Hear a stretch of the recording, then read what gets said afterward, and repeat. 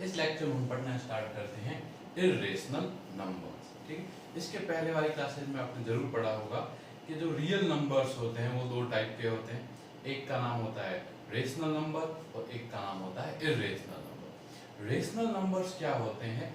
Rational numbers ऐसे numbers होते हैं जिन्हें हम p अपॉन q की फॉर्म में लिख सकते हैं, जहाँ q क्या नहीं होता, जीरो नहीं होता। फॉर एग्जाम्पल 7, तो देखो ये 7/1, ये 2/3, ये 5/7, इस तरह से ऐसे सारे के सारे नंबर जिन्हें p अपॉन q की फॉर्म यानी कि एक नंबर ऊपर एक नंबर नीचे इसकी फॉर्म में रिप्रेजेंट किया जा सके, ये ऐसे नंबर्स क्या कहलाते हैं? रेशनल नंबर्स कहलाते हैं। और ये भी आपको पता होना चाहिए कि p और q जो होंगे वो क्या होंगे? नेचुरल नंबर्स होंगे। ठीक है, या तो नेचुरल नंबर्स होंगे या फिर ये मोर जनरली ये क्या होंगे? इंटीजर्स होंगे। लेकिन q क्या नहीं हो सकता? जीरो नहीं हो सकता। ठीक है, तो देखो ऐसे सारे के सारे नंबर्स, फॉर एग्जांपल देखो मान लीजिए कि माइनस का 5/3, तो ये भी क्या है? एक रेशनल नंबर। तो सारे के सारे जो नंबर्स जिनको आप p अपॉन q यानी कि इंटीजर अपॉन इंटीजर की फॉर्म में लिख सकते हैं, ये क्या कहलाते हैं? रेशनल नंबर्स कहलाते हैं। अब देखिए कुछ नंबर्स ऐसे होते हैं जिन्हें इस तरह से रिप्रेजेंट नहीं किया जा सकता, उन्हें हम क्या कहते हैं? इर्रेशनल नंबर्स कहते हैं। फॉर एग्जांपल जिस नंबर से आप फैमिलियर हो, जैसे √2। अब √2 क्या है? एक इर्रेशनल नंबर है। क्यों? क्योंकि √2 को p अपॉन q की फॉर्म में नहीं लिखा जा सकता, और जहां q क्या नहीं है? जीरो।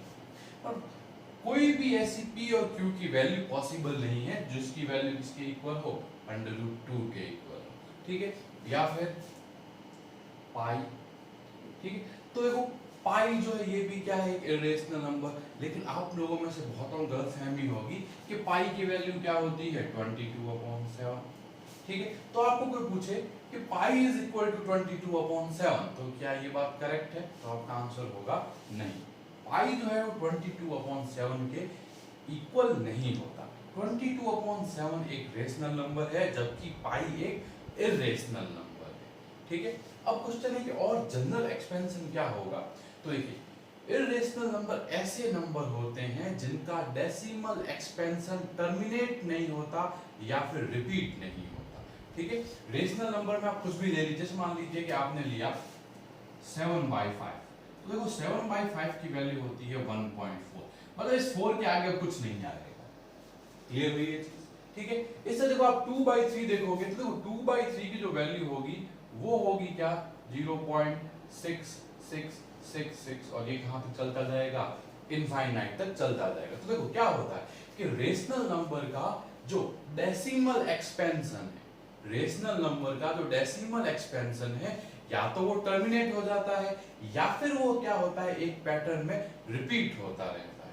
लेकिन इर्रेशनल नंबर्स ऐसे होते हैं जिनके अंदर कभी कोई पैटर्न रिपीट नहीं होता। तो चाहे √2 हो चाहे पाई हो, ये सारे के सारे जो नंबर्स हैं ऐसे, ये क्या कहलाते हैं? इर्रेशनल नंबर्स कहलाते हैं। ठीक है, तो देखिए अब क्वेश्चन है कि इर्रेशनल नंबर्स कैसे आए? ठीक है, तो देखो अब जब हमारी नंबर लाइन होती है, तो देखो नंबर लाइन का मतलब आपको पता है कि -∞ से +∞। ठीक है, अब जैसे और इसके बीच में कौन होता है? 0। ठीक है, फिर यहाँ पे 1, यहाँ 2, यहाँ -1, यहाँ -2। अब देखो 0 और -1 के बीच में, या फिर अपन 0 और 1 के बीच की बात करें, देखो इस अगर अपन इस एरिया को देखें, सॉरी इस लेंथ को देखें, तो देखो ये एक लेंथ है और इसके बीच देखो यहाँ से लेके यहाँ तक कितने नंबर हैं?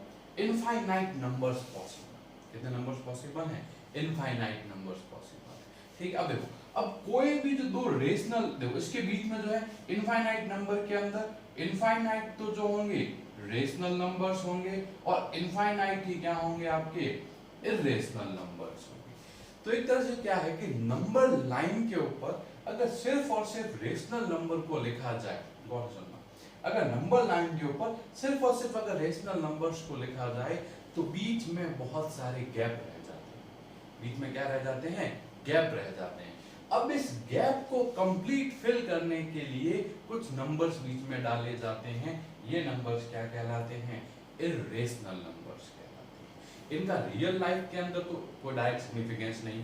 जैसे देखो, जैसे मान लीजिए कि 7 का क्या मतलब है, 7/1 मतलब 7 का क्या मतलब? तो देखो 7 आपके ट्री हो सकते हैं, 7 आपकी फिश हो सकती है, कुछ भी हो सकता है। अब 2/3 का भी रियल लाइफ सिग्निफिकेंट है। देखो 2/3 का यूजफुलनेस कहाँ होगी? जैसे मान लीजिए कि आपके पास कोई भी एक, मान लीजिए कि इस तरह से एक बिस्किट है, आपने इसके कितने पार्ट कर दिए? 3 इक्वल पार्ट कर दिए। अब इनमें से किसी आदमी को आप 2 पार्ट दे दोगे तो आपने कितने पार्ट दिए? 2। कितने में से? 3 में से। तो 2/3 का मतलब क्या हुआ कि आपने किसी चीज के कितने पार्ट करे? 3, और 2 पार्ट को अलग कर दिया, तो वो वाले पार्ट क्या कहलाएंगे? 2/3। ठीक है। या 5/7 का मतलब क्या हुआ? कोई भी चीज है उसकी 7 इक्वल पार्ट करिए और 5 को एक तरफ कर दीजिए, तो वो क्या हुआ? 5/7। ठीक। लेकिन इस तरह से जो ये इंटरप्रिटेशन है रेशनल नंबर्स का, इस तरह से इन नंबर्स का कोई भी इस तरह का इंटरप्रिटेशन नहीं हो सकता, लेकिन फिर भी ये वाले नंबर एग्जिस्ट करते हैं। अब क्वेश्चन है कहाँ एग्जिस्ट करते हैं? तो देखो, जैसे मान लीजिए कि आपके पास एक स्क्वायर, ठीक है, जिसकी जो साइड है वो कितनी है? 1। ठीक है, एक स्क्वायर है, इसकी साइड कितनी है? 1। तो अगर मैं इसके डायगोनल यानी कि यहां से लेके यहां तक ये वाली लेंथ निकालना चाहूं AB, तो देखो ये AB किसके इक्वल आता है? √2 के। क्यों? क्योंकि ये क्या हो गया? आपको पता है पाइथागोरस थ्योरम से 1 स्क्वायर प्लस 1 स्क्वायर यानी ये कितना हुआ? √2। तो देखो आता तो है ये नंबर होते तो हैं, लेकिन अब क्वेश्चन है कि इन नंबर्स का यूज क्या है? तो ये इन जनरल लाइफ में हमारे इनका कोई इतना यूज नहीं होता, लेकिन जब आप मैथ्स पढ़ते हो तो इनका बहुत ही ज्यादा यूज होता है। जितना इंपॉर्टेंट रेशनल नंबर है उतने के उतने इंपॉर्टेंट कौन है? Irrational numbers. अब हम यहाँ पे क्या है इसके आगे जो है क्या पढ़ेंगे कि आखिर इर्रेशनल नंबर्स क्या होते हैं और किन किन नंबर्स को हम इर्रेशनल इन जनरल मानते हैं। तो इर्रेशनल नंबर में आगे बढ़ने से पहले हमें एक थ्योरम के बारे में पता होना चाहिए। इस थ्योरम के प्रूफ पे तो नहीं जाएंगे, लेकिन ये थ्योरम जो है बेसिक थ्योरम है, इसकी अंडरस्टैंडिंग होना जरूरी है। तो ये क्या कहता है कि if P divides a square, then P also divides a। ठीक है, तो देखो ये क्या कह रहा है कि कोई भी एक P नंबर है अपना P, ठीक है, ऑब्वियसली बात है, हम जब डिविजिबिलिटी की बात कर रहे हैं तो यहाँ पे नेचुरल नंबर्स की बात ही हो रही है। तो P जो है अगर a स्क्वायर को डिवाइड करे, मतलब किसी नंबर के स्क्वायर को डिवाइड करेगा, तो जो P होगा वो a को जरूर डिवाइड करेगा। लेट्स से देखो 2 जो है वो डिवाइड करता है 16 को, ये बात करेक्ट है। ठीक है, 16 के अंदर 2 का कंप्लीट डिवीजन पॉसिबल है। क्यों? क्योंकि 16 इज इक्वल टू 8 टाइम्स 2। ठीक है, तो देखो अब 16 इज व्हाट? 4 स्क्वायर। ठीक है, तो देखो 2 डिवाइड्स 4 स्क्वायर, तो आप चेक करो कि क्या 2 divides 4? Yes, because why? Because 4 is 2 times 2। तो देखो इसका मतलब क्या हुआ कि अगर कोई नंबर a स्क्वायर के अंदर p का कंप्लीट डिवीजन पॉसिबल है, तो a के अंदर भी p का कंप्लीट डिवीजन पॉसिबल होगा।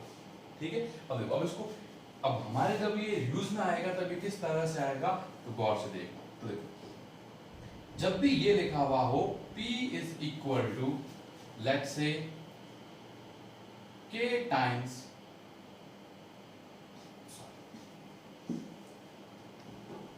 a square is equal to k times p। ठीक है, यानी इसका मतलब क्या हुआ कि a स्क्वायर को हम क्या लिख सकते हैं? कोई भी number k into p।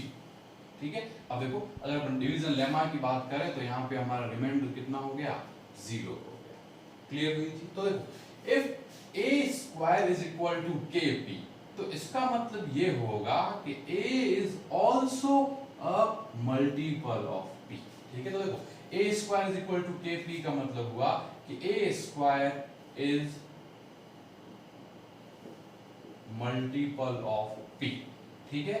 Then A is also multiple of P। तो देखो इफ A स्क्वायर अगर KP के बराबर होगा तो A हमेशा MP के बराबर होगा। इसका मतलब ये है कि अगर P जो है A स्क्वायर को डिवाइड करेगा तो P जो होगा वो A को भी डिवाइड